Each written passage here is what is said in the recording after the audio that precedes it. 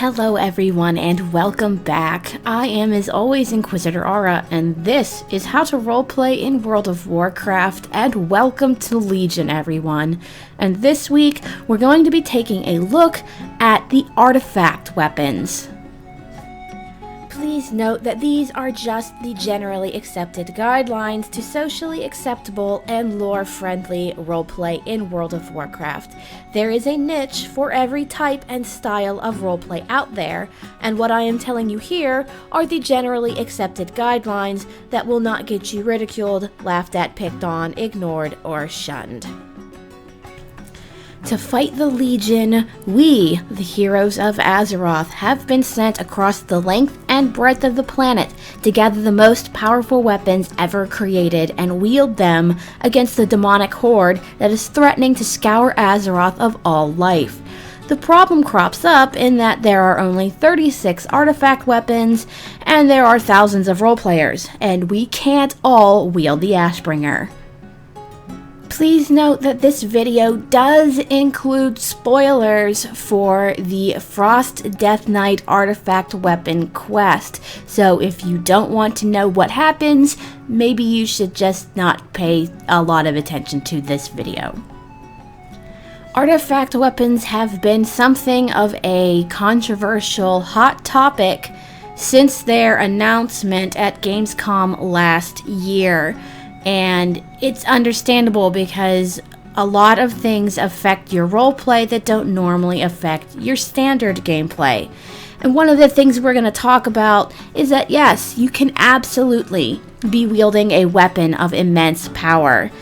Just don't call it whatever your artifact weapon's name actually is. As I said before, we can't all wield the Ashbringer. However, if you are involved in guild-only roleplay, you may be able to get away with it. After all, maybe in that case, you are the only Retribution Paladin and you did inherit the Ashbringer from Tyrion Fordring. But in world roleplay, either keep it unequipped, transmog it, or call it something else, or don't allude to its true identity.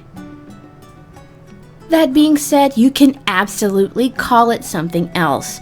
There very well might have been other attempts to create certain signature weapons, such as the Ashbringer or Light's Wrath.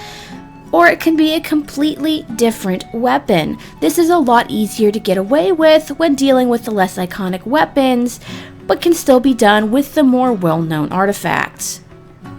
And remember, you still retain the option of being able to transmog your artifact to make it look like something else. That being said, you could always just not RP while carrying your artifact. Remember, you are not the first pair of hands to wield most of these weapons, and you likely won't be the last.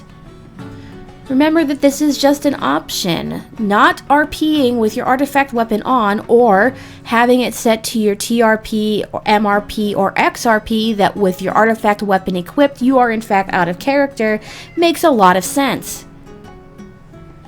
Just because you have the Doomhammer for purposes of game mechanics doesn't mean you have to have it as a role-playing character. Remember, whenever you walk into an established universe, there is one major rule to follow.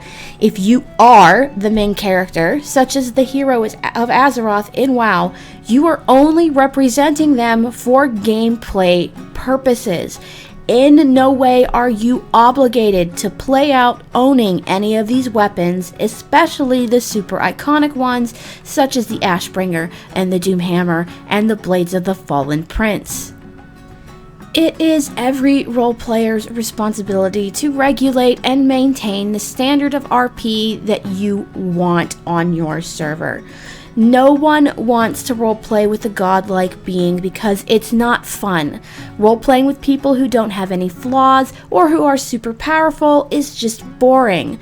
And the artifact weapons are made for beings of near godlike stature on Azeroth. All in all, it is best to leave the artifact weapon in its full glory out of your roleplay. Do not get me wrong, the artifact weapons are absolutely stunning models. Carry them with pride because you have earned them, Azeroth, but do not call it Falo Malorn, Sharath Dal, or the Blades of the Fallen Prince. Feel free to write your own tale about the weapons, their capabilities, their history, and how you acquired them. After all, that right there is the key to amazing roleplay. Well, that is going to be it from me for this week. Thank you guys so much for watching. Remember, if you like what you see and you want to see more, make sure you hit that like button. Don't forget to comment below and don't forget to subscribe. I also have a Patreon. The link is in the description box below, as well as up in my channel header art. So if you want to help me improve my video quality, make sure you stop on by and donate. Remember, your donations go directly to things to improve the quality of my videos and may lead to more videos per week. Anyways, guys, thank you again so much for watching. Have a great week, have a great weekend, and I will see you again in Azeroth.